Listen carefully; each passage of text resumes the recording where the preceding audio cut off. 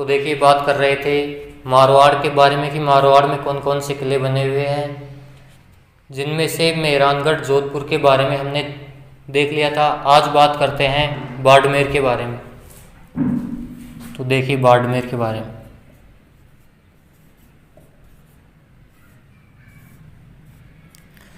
बाड़मेर शहर बारड़देव द्वारा 1246 में बसाया गया और यहाँ का सबसे प्रसिद्ध जो किला आता है वो है सिवाना। तो बाड़मेर में सिवाना दुर्ग के बारे में बता।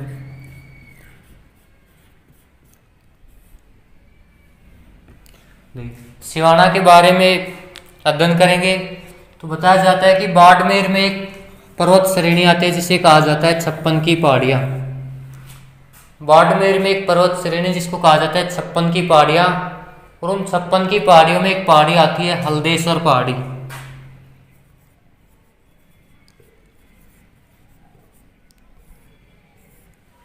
हल्देश्वर पहाड़ी पर सिवाना दुर्ग का निर्माण करवाया गया। तो हल्देश्वर पहाड़ी पे बना है सिवाना का किला।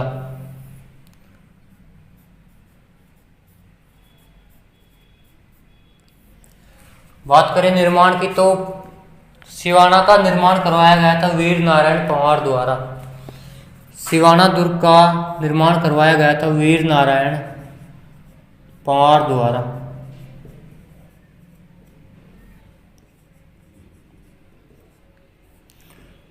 और वीर नारायण पंवार द्वारा सिवाना के दुर्ग का निर्माण करवाया गया था 954 ईस्वी में।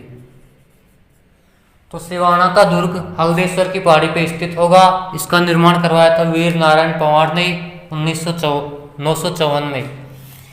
इसके बाद बात करते हैं सिवाना के उपनामों के बारे में कि सिवाना को और किस किस नाम से जाना जाता है। तो सबसे पहला नाम तो आता है कुंबाना।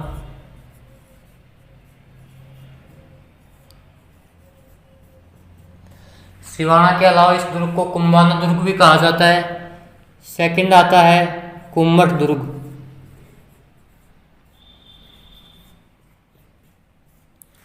कुम्मट दुर्ग इसलिए कहा जाता है क्योंकि हल्देश्वर की पहाड़ी पर दुर्ग के चारों ओर कटीली झाड़ियां हैं और उन झाड़ियों को वहां की स्थानीय भाषा में कुम्मट कहा जाता है, इसलिए इस किले को भी कुम्मट दुर्ग कहा जाता है।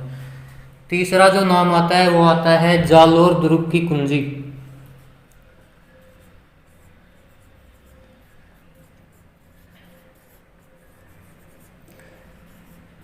तीसरा उपनाम होगा सिवाना का जालोर दुर्ग की कुंजी, क्योंकि दोनों किले एक ही रास्ते पर बने हुए हैं और जब भी जालोर के किले में जाना होता है तो उससे पहले सिवाना से होकर जाना पड़ता है। इसीलिए सिवाना दुर्ग को जालोर दुर्ग की कुंजी भी कहा जाता है, क्योंकि जब भी कोई शासक जालोर दुर्ग को जीतने के लिए आता था तो पहले सिवाना को जीतना पड़ता था, इसीलिए सिवाना को जालोर दुर्ग की कुंजी भी कहा जाता है।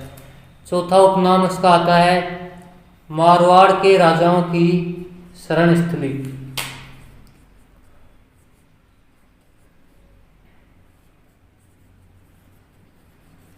देखिए मारवाड़ के राजाओं में जब भी कोई संकट आता था तो भागकर सिवाना दुर्ग में ही शरण लेते थे, इसीलिए इस किले को मारवाड़ के राजाओं की शरण स्थली भी कहा जाता है। अब बात करें कि कौन कौन सा राजा आया, तो सुमेलगिरी युद्ध के दौरान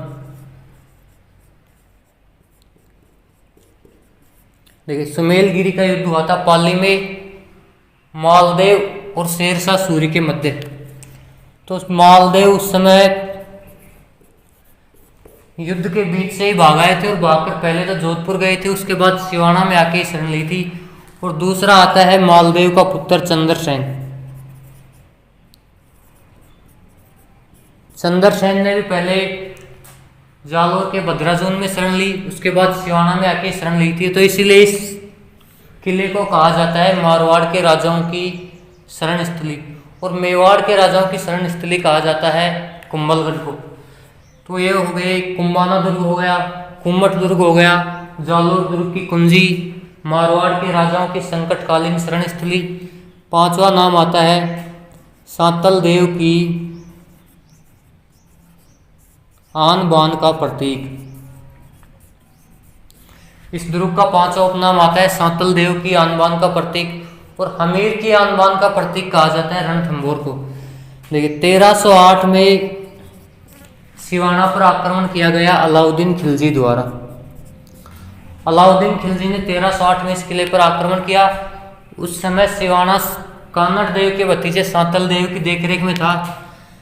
तो बताया जाता है कि सांतल देव के साथ एक व्यक्ति का नाम आता है बवाल पंवार। बवाल पंवार नामक व्यक्ति ने सांतल देव के साथ विश्वासघात किया था। और सिवाना दुर्ग के अंदर एक तालाब आता है जिसे कहा जाता है भांडेलाव तालाब। सिवाना में एक तालाब है जिसे कहा जाता है भांडेलाव तालाब। इस तालाब में बवाल पंवार व्यक्ति ने गाय का रक्त मिला दिया था, जिससे तालाब अशुद्ध हो गया और पीने के पानी की समस्या आई थी, जिसके कारण किले के द्वार खोलने पड़े। और किले के द्वार खोलने पर अलाउद्दीन खिलजी और सांतल देव के मध्य युद्ध हुआ, जिसमें सांतल देव वीर गति को प्राप्त हुए।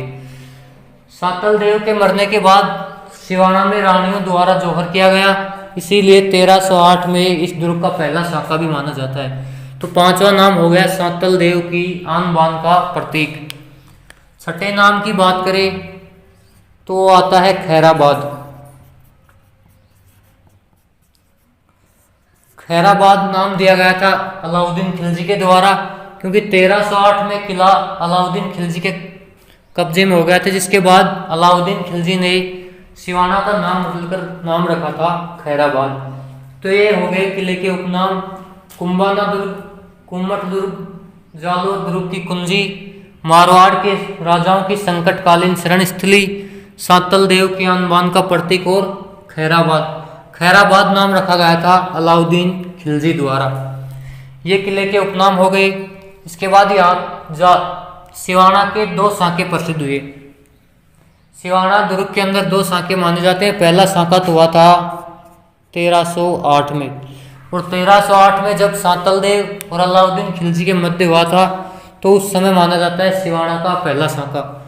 और दूसरा साका माना जाता है कल्लाजी राठौड़ के काल में, क्योंकि जब कल्लाजी राठौड़ और मोटा राजा उदय सिंह, जो कि अकबर की तरफ से युद्ध लड़ने के लिए आया था, देखिए कल्ला राठौड़ और उदय सिंह के मध्य युद्ध हुआ, तो उस युद्ध में कल्लाजी राठौड़ की पराजय हुई। कल्लाजी राठौड़ ने अपने प्राणों का बलिदान दिया। तो बताया जाता है कि दुर्ग के अंदर कल्ला राठौड़ की रानी हाड़ी रानी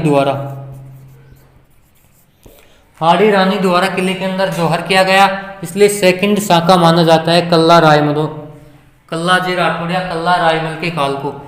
तो दो साके हुए। पहला साका हुआ था 1308 में सांतल देव के काल में, और दूसरा साका हुआ कल्लाजी राठौड़ के काल में। इस युद्ध में उदय सिंह जो था वो अकबर की तरफ से युद्ध करने के लिए आया था।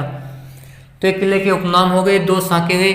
इसके अलावा कुछ दर्शनीय स्थल हैं जिनमें तो पहला तो आता है, देखिए कल्लाजी राठौड़ की याद में यहाँ पर एक महल का निर्माण करवाया गया, जिसे कहा जाता है कल्ला राय मलोत का थड़ा।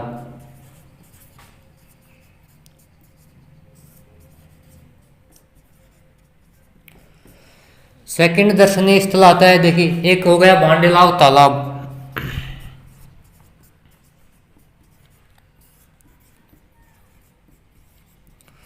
एक इसके अलावा आता है मामदेव कुंड। ये दो जल स्रोत हैं जो कि सिवाना के अंदर बने हुए हैं। पहला भांडेलाव तालाब और मामदेव कुंड।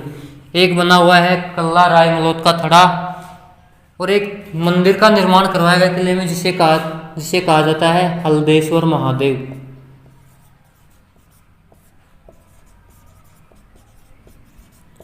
किले के अंदर एक मंदिर बनवाया गया है जिसे कहा जाता है हल्देश्वर महादेव। देखिए शिव जी का मंदिर है, हल्देश्वर पहाड़ी पे स्थित है, इसीलिए इसे हल्देश्वर महादेव कहा जाता है। तो ये था सिवाना के बारे में कि सिवाना बना हुआ है हल्देश्वर पहाड़ी पर, निर्माण करवाया वीर नारायण पंवार ने 954 में। ये 5-6 कुछ किले के उपनाम है, जिनमें कुंभाना, कुम्मट दुर्ग, जालोर दुर्ग की कुंजी, मारवाड़ के राजाओं की संकटकालीन शरण स्थली, सांतल देव के आन बान का प्रतीक और खैराबाद। खैराबाद नाम रखा गया था अलाउद्दीन खिलजी द्वारा।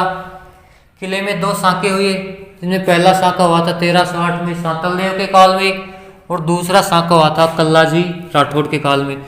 कुछ दर्शनीय स्थल होंगे जैसे कल्ला राय मलोद का थड़ा जो कि कल्ला राठौड़ की याद में बनवाया गया।